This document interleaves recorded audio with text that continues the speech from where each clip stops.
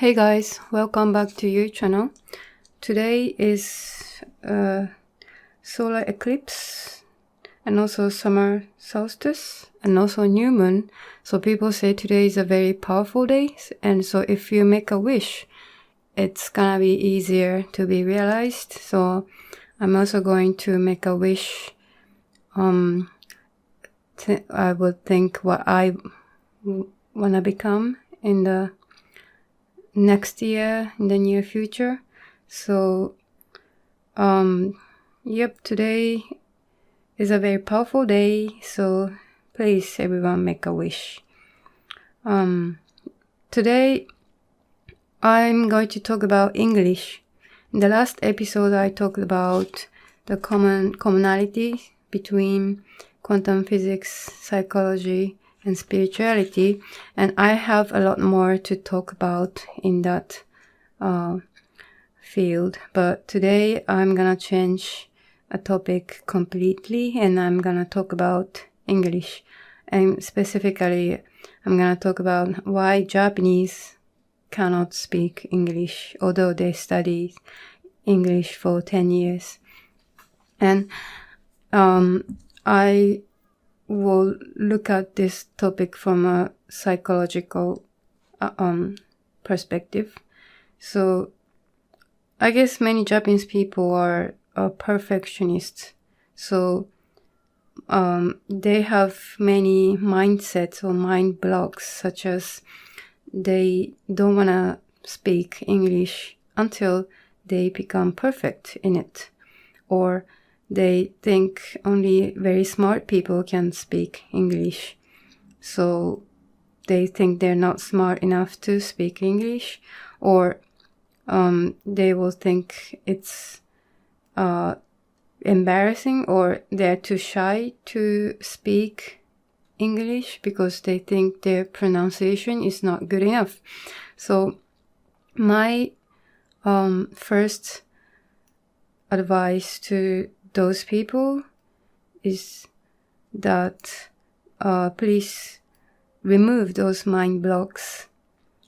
So if you think you want to be perfect before you utter any single word of English, then think about what's perfect. Can you speak your native language perfectly? I speak Japanese, but I don't think I can speak Japanese perfectly. So, yeah, people who can speak English may not be speaking English perfectly either. So, if you think you have to be perfect, I guess you can just release that idea, let go that idea. Maybe you can write down that idea, your mind block, onto a memo and just throw it in a dustbin. So just let go. And second of all, those who think they have to be smart to speak English, I guess this idea came because Japanese people first learn English as a subject in their junior high school. I guess these days kids start learning English from elementary school, but back in my days, we started learning English when we were 13 years old. And you start learning English as a subject, as an academic subject. So you would always have tests, and if you're bad at English tests, you would think, oh, I'm so dumb that I can't speak English. And that mindset, I guess, is lingering in people's mind, and that's why they think they're not smart enough to speak English. But think about it. Your native language, even though we are not genius, not everyone is genius, but everyone can speak their native language. So this idea of being smart enough to speak English is just not necessary. So please also write down that idea on a memo pad and just throw it in a dustbin. Yes, release it. And also the idea of it's embarrassing to speak English because the pronunciation is not good. I would like to move on to my second point. My second point is that those who are too much conscious of their pronunciation, they don't have to be that conscious.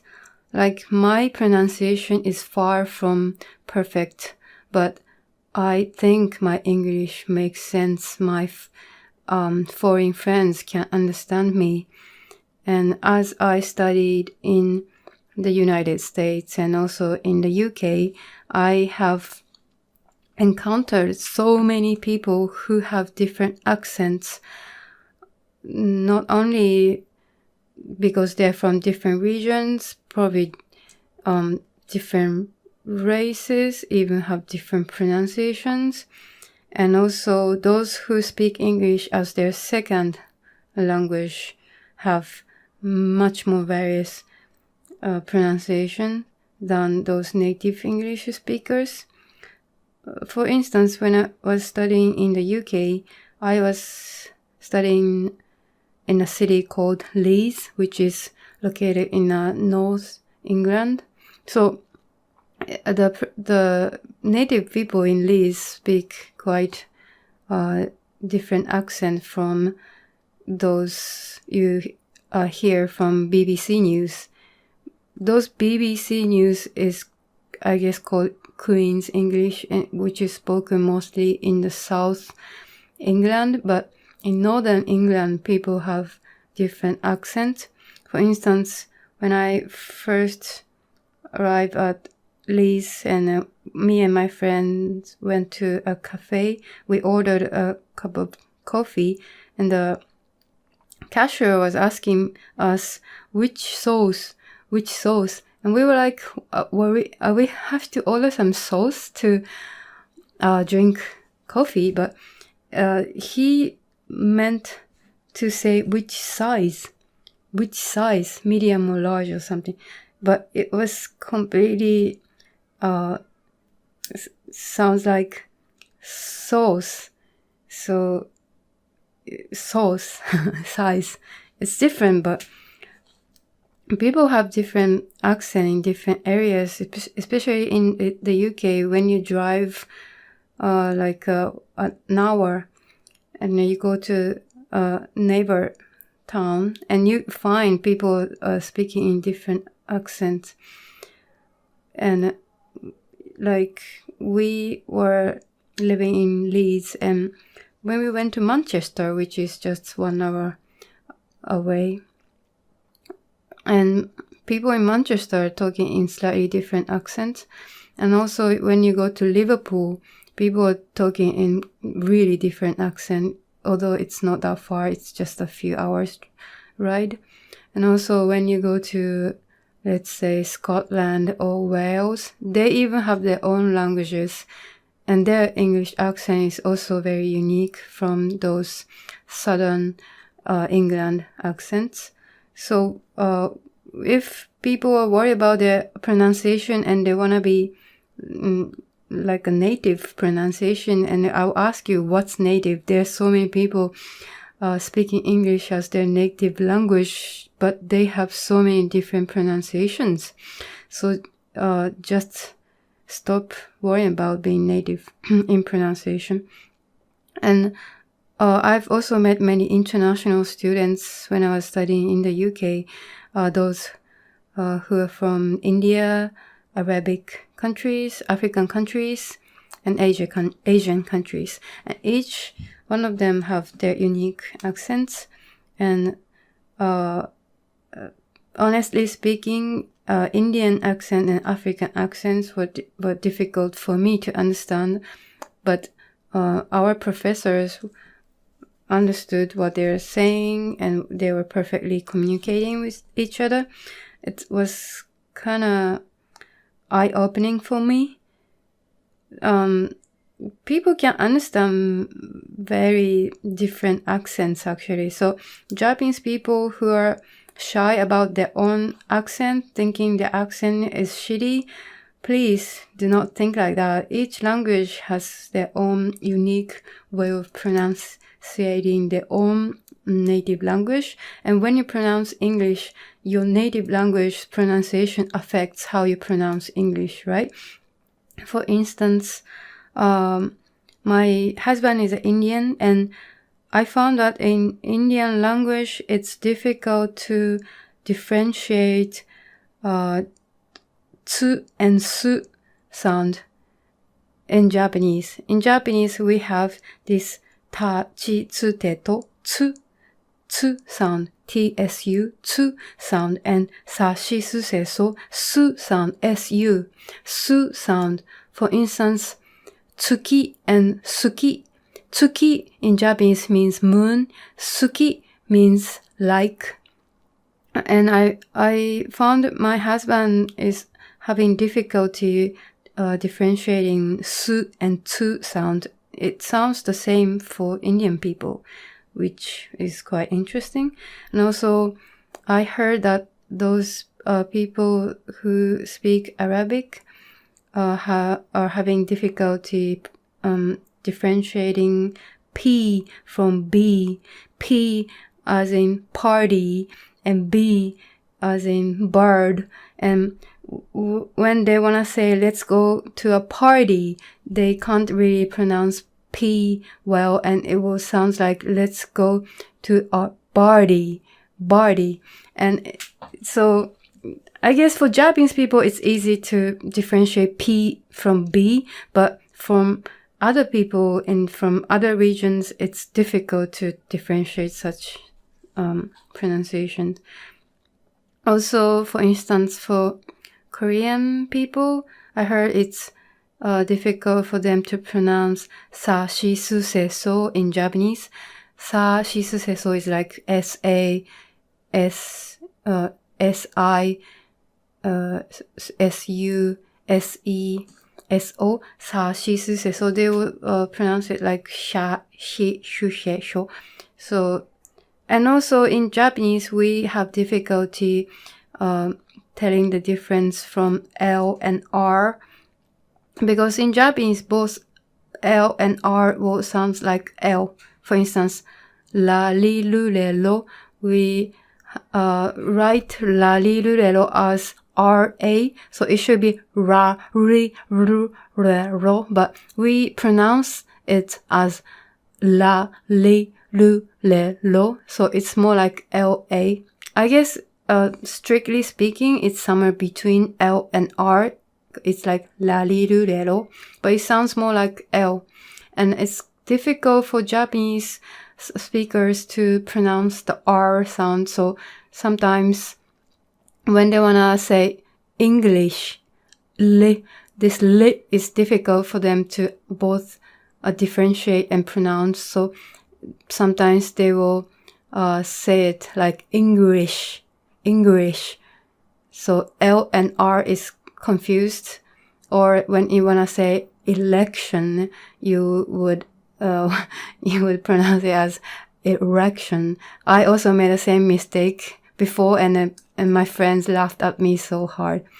Anyways, so the pronunciation is so different from country to country, and also depends on how their native language is affecting their English pronunciation. So if those who are feeling shy about their pronunciations, my advice is that don't really care about it too much. It's natural for people to have different accents. I also have accents, but as long as what I speak makes sense to other people, then that's fine.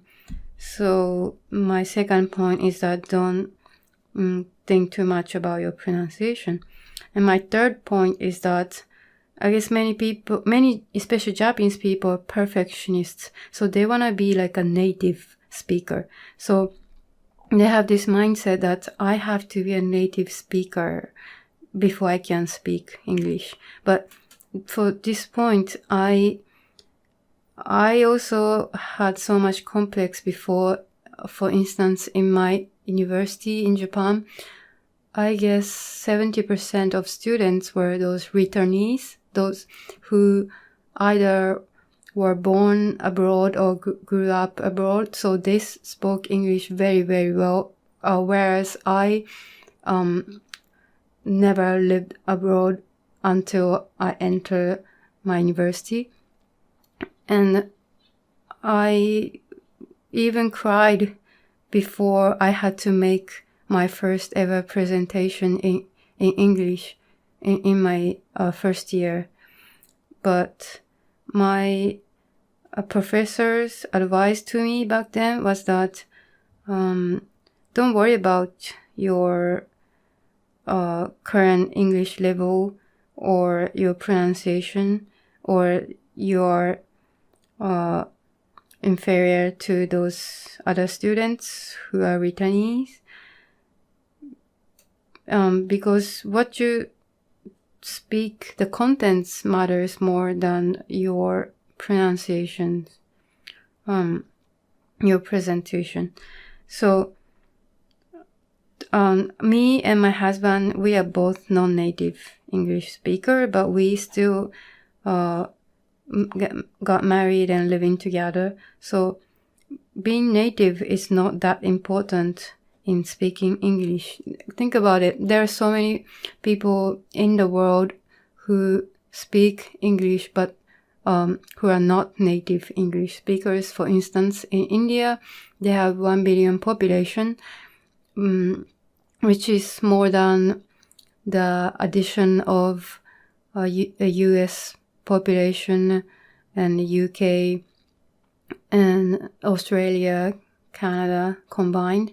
So there are also Southeast Asia, South Africa, Africa, Middle East, East Asia. So many people are using English as their second language, as their business language. So in a sense, English is easier for people to speak. That's why it has become such a common language. So my third advice is that don't worry too much about being native, because we are not native, and just admit the fact that we are not native, but we can still communicate in English. Doesn't matter. And my fourth advice is particularly for Japanese people. In Japanese language, we have this katakana. Have you heard of it? Katakana is kind of Japanese characters. We have hiragana, katakana, and kanji. Hiragana have 50 letters as a set. It's the most basic letters for Japanese. And we also have katakana. We use katakana to express those foreign words, particularly. We have katakana, and we also have kanji. Kanji is Chinese characters, which we borrowed from China. And in Japanese, we use hiragana, katakana, and kanji. So it's a mixture of 3 kinds of letters. So Japanese is actually a very difficult language, because you have to first remember 50 letters of hiragana and 50 letters of katakana. That's combined 100 letters, but not only that, you have to also remember at least 1,000 letters of kanji to be able to make any sentence or to speak Japanese. So in that sense, Japanese is far more difficult to learn than English. And for Japanese, we have katakana, and most of the time when we have to express some foreign concept, foreign language, we use katakana. That's why there are so many katakana English in Japan, which people unconsciously know and learn. For instance, we know spoon and fork. So I guess for Chinese people, they have different words for spoon. So they have to remember both the Chinese word for spoon as well as English word for spoon, because once when I was studying in the States, one of my Chinese friends wanted to say spoon, but she didn't know the word, so she was struggling. Then I thought, okay, Japanese people already know what spoon is because we already use spoon in Japanese. So in that sense, I think Japanese people kind of have advantages in learning or speaking English because they already know many katakana English. So if those who are shy or not confident enough to start talking in English, I want to tell them that you already know so many katakana English that you can utilize.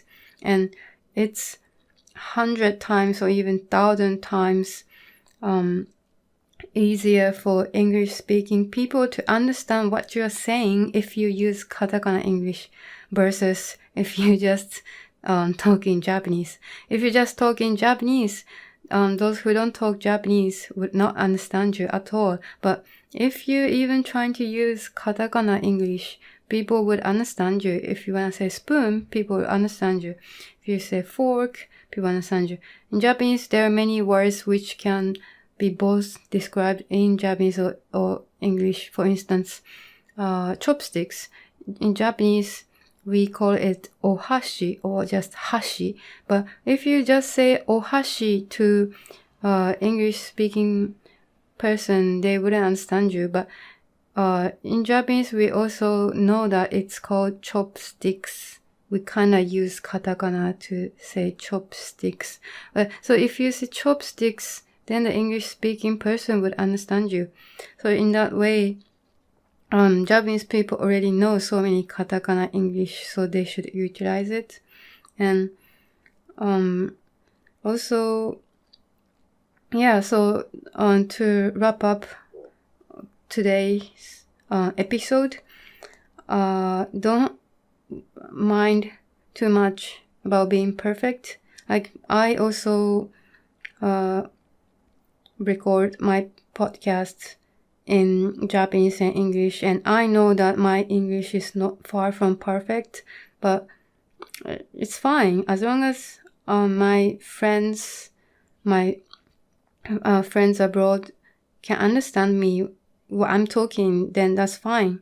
I don't worry too much about my pronunciation. I don't want to be perfect before I tell something to other people. I would rather just tell you when I'm still not perfect, because it still makes sense. You can still communicate. And that's why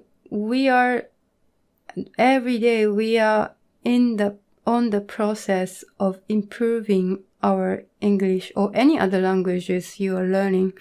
So it's kind of ridiculous to actually make this belief of I have to be perfect in something before I can start speaking the language.